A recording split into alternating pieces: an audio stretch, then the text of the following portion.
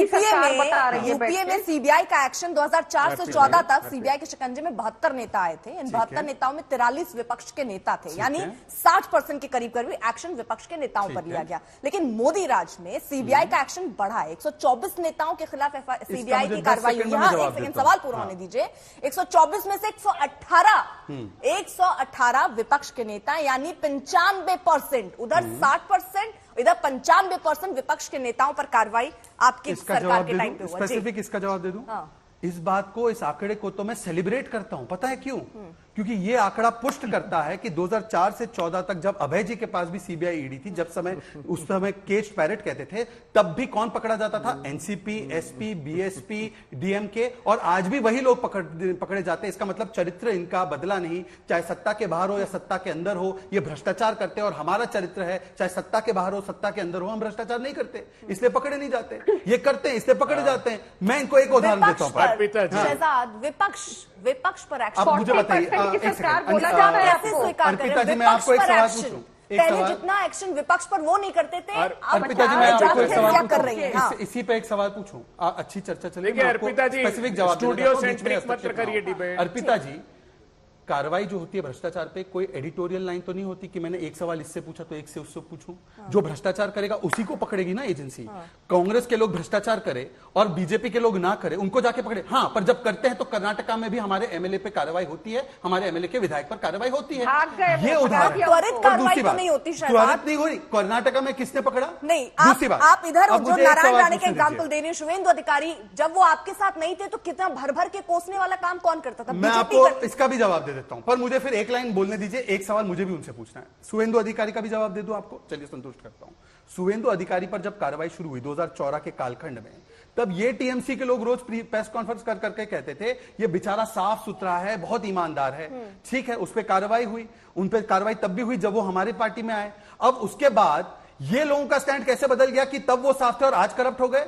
मतलब कि जब वो उनके साथ होते हैं तो भ्रष्टाचार के दाग अच्छे हैं, और जब किसी और के पास चले जाते हैं तो भ्रष्टाचार के दाग खराब हो गए। अब मेरा एक सवाल, आपने उसको विपक्ष वाले सवाल को भी कर दिया। और ईडी के अगर रेड, मेरा एक सवाल, 2014 से रेड भी ईडी के बहुत बड़े हैं। अच्छा, मैं उस पर भी जवाब दे देता हूँ। ईडी के रेड पे भी जवाब दे देता हूँ। ईडी के रेड, 10 सेकंड, जल्दी, क्योंकि अभी सबको ये सारे नाराजगी होने लगेगी। ऐसा है, अलायंस ऑफ करप्शन है, ये सब एक साथ में अकेला, तो ये करप्शन के साथ में है, हम करप्शन के खिलाफ। अब डिबेट का हिस्सा भी तो ऐसा होगा। आपने कहा ईडी की रेट ज्यादा हुई, ईडी की रेट ज्यादा हुई, तो ईडी की, प्रियंका जी, आप कांग्रेस के लिए क्यों बोल रही हैं? आपका निकाह हो चुका है कांग्रेस के साथ, आपका कांग्रेस के साथ हो चुका है टाइप, कांग्रेस के साथ टाइप हो चुका है आपका। वो तो आपको आरोप लगा रहे हैं कि बीजेपी और कांग्रेस साथ है। खैर, मुझे जल्दी से एक सेकंड, आ रही हूँ सर, धैर्य रख लीजिए आप लोग।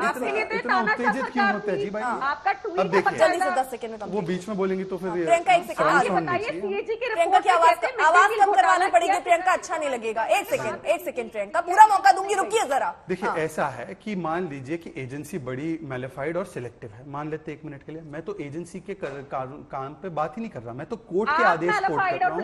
प्लीज, मैं आज तक से रिक्वेस्ट कर रहा हूँ, ये उनका विज्ञापन का स्लॉट नहीं है, ये डिबेट का स्लॉट है, हमारा भी मौका है इसमें। तो मैं अर्पिता जी, भाजपा प्रायोजित कार्यक्रम ही मत करिए। चलिए, कांग्रेस वाले तो क्या क्या प्रायोजित करके कर रहे हैं, केंद्र में देख रहे हैं।